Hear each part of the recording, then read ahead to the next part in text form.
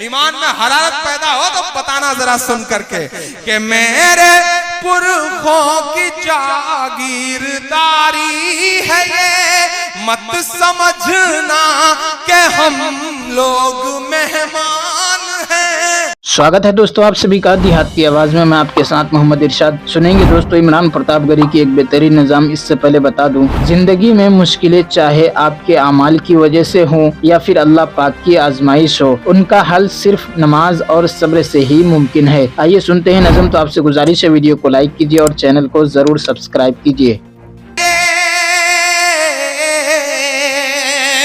ایمان میں حرارت پیدا ہو تو بتانا ذرا سن کر کے کہ میرے پرخوں کی جاگیرداری ہے یہ، مت سمجھنا کہ ہم لوگ مہمان ہیں۔ ہم مسلمان ہیں، ہم مسلمان ہیں، میرے بھارت تیری آن ہے، شان ہے، ہم تیری سرحدوں کے نگہبان ہیں۔ ہم مسلمان ہیں، ہم مسلمان ہیں۔ آخری بند پڑھتا ہوں اس نظم کا۔ گھر واپسی، گھر واپسی، گھر واپسی، سوامی جی، یوگی جی، پراچی جی، کرانا ہے گھر واپسی تو میں دو نام گنا رہا ہوں، اگر کرا سکیے تو ان کی کروائیے۔ پورے ہندوستان میں بہت پلکوں پہ بٹھا کے سنا ہے یہ مصرے، جن پر میں نے کہا ہے وہ تک چونک گئے تھے یہ مصرے سن کر کے کہیں۔ میں پڑھتا ہوں، سنے گا کہ سب پہ لاگو نہ یہ سی کیجئے، سوامی جی سب پہ لاگو نہ یہ بے بسی کیجئے، اپنے گھر کی بھی کچھ چوکسی کیجئے، اپنے گھر کی بھی کچھ چوکسی کیجئے۔ ہاں وہ مختار نقویہ شہنواز، ذرا سا اور جوش سے سنیے گا ان مصروں کو۔ ہاں وہ مختار نقویہ شہنواز، پہلے ان کی تو گھر واپسی کیجئے، پہلے ان کی تو گھر واپسی کیجئے۔ اور جو ادھر دوست کھڑے ہیں جنہوں نے پوری رات ایک بھی مصرے پہ کسی کو داد نہیں دی ہے، میں انہیں بھی پکارتا ہوں، میں انہیں بھی لوگوں کو شامل کرتا ہوں، یہ سامنے بیٹھے لوگوں کو اور پیچھے بیٹھے ایک شخص کو شامل کرتا ہوں، کیونکہ اب جو مصرے پڑھنے جا رہا ہوں یہ آپ کے 800 سالوں کی تاریخ ہے ان مصروں میں۔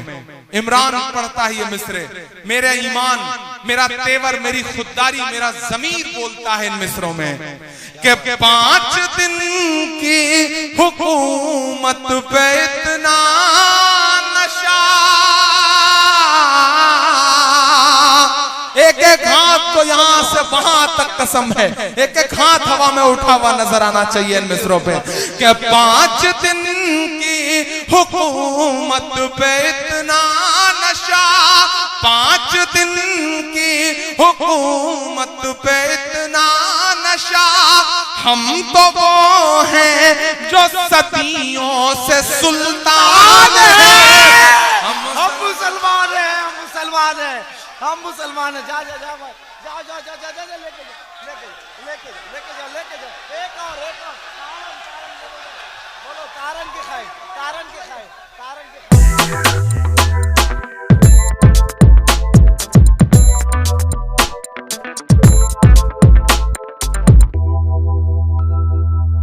آئیے دوستو نظم سننے کے بعد کچھ بہترین باتیں سنتے ہیں۔ تم اپنی نماز ان کی نماز کے سامنے اور اپنا روزہ ان کے روزے کے سامنے اور اپنی تلاوت ان کی تلاوت کے سامنے حقیر جانو گے، لیکن ان کی حقیقت کیا تھی؟ قرآن پڑھیں گے مگر ان کے حلق سے آگے نہ بڑھے گا، اسلام سے اس طرح نکل جائیں گے جس طرح تیر چلہ سے نکل جاتا ہے، اس لیے حکم دیا جہاں کہیں انہیں پاؤ قتل کرو، کیونکہ ان کے قتل میں قاتل کے لیے خدا کے ہاں قیامت کے دن ثواب ہے۔ اگر میں نے ان کا زمانہ پایا تو انہیں قوم عاد کی طرح قتل کروں گا۔ चुनांच अमीरुल मोमिनीन अली रजी अल्लाह अन बिन अबी तालिब ने इस फरमान नबवी की तामील की। जब ये गिरोह ज़ाहिर हुआ, शरीयत मुहम्मदी, सुन्नत नबवी सल्लल्लाहु अलैहि वसल्लम और जमात उम्मत मरहुमा से बाहिर हो गया तो अमीरुल मोमिनीन ने तलवार उठाई और मुकातिला किया। इससे अंदाज़ा हो सकता है कि शरीयत में उन लोगों का क्या हुक्म होगा जो एतकाद रखते हैं कि मोमिनीन कुफ़ार की तरफ से खुद रसूलुल्लाह सल्लल्लाहु अलैहि वसल्लम पर तलवार चलाते थे। इसी तरह उन कज़्ज़ाबों की ये रिवायत भी सरासर इफ्तिरा है कि असहाब सुफ़ा को सब मालूम हो गया था जो अल्लाह ने अपने रसूल से मेराज की रात फरमाया था।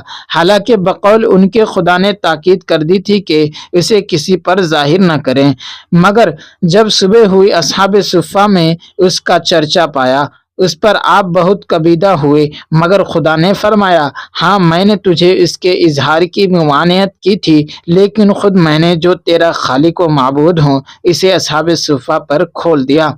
और ये इस तरह की तमाम रिवायतें सरासर किज़्ज़ाब व इफ्तिरा बल्कि कुफ्र से भी ज़्यादा सख्त हैं। इस सफ़ेद झूठ से बढ़कर भी कोई झूठ होगा कि मेराज के किस्सा में ये फर्जी वाक़या असहाब सुफ़ा से मंसूब कर दिया गया। मेराज मक्का में हुई थी जहां सुफ़ा और असहाब सुफ़ा का वजूद भी न था। मेराज मक्का में होना मुस्लिम है, खुद कुरान में है, पाक है वो जो अपने बंदे को एक रात मस्जिद हराम से मस्जिद अक्सा ले गया कि जिसके गिर्द हमने बरकत दी है। यही हाल उन गुमराहों की इस झूठी रिवायत का है जिसमें हजरत उमर रजी अल्लाह अन का ये कहना बयान करते हैं कि नबी सल्लल्लाहु अलैहि वसल्लम और अबू बकर रजी अल्लाह अन बातें करते थे और मैं उनके माबैन जंगी की तरह होता था। हालांकि ये भी एक सरीह बहतान है। फिर लुत्फ ये कि एक तरफ हजरत उमर रजी अल्लाह अन को जो हजरत सिद्दीक रजी अल्लाह अन के बाद अफजल खल्क थे इस तरह जाहिर करते हैं कि वो रसूलुल्लाह सल्लल्लाहु अलैहि वसल्लम और यार गार की गुफ्तगू बिल्कुल न समझ सकते थे, बल्कि एक अनपढ़ जंगी की तरह बैठे इधर उधर देखा करते थे। और दूसरी तरफ खुद अपने मुताल्लिक दावा करते हैं कि बावजूद गैर मौजूद होने के उन्होंने वो गुफ्तगू सुनी और खूब समझ ली। फिर उन दज्जालों में से हर दज्जाल अपनी जलालत व कुफरियात को इल्मुल इसराक व हकाइक करार देता और अपनी हवाओं के मुताबिक उनकी तफसीर व तशरीह करता है। हालांकि उन कुफरियात से उनकी असली गर्ज या तो इल्हाद है या तातील शरीयत।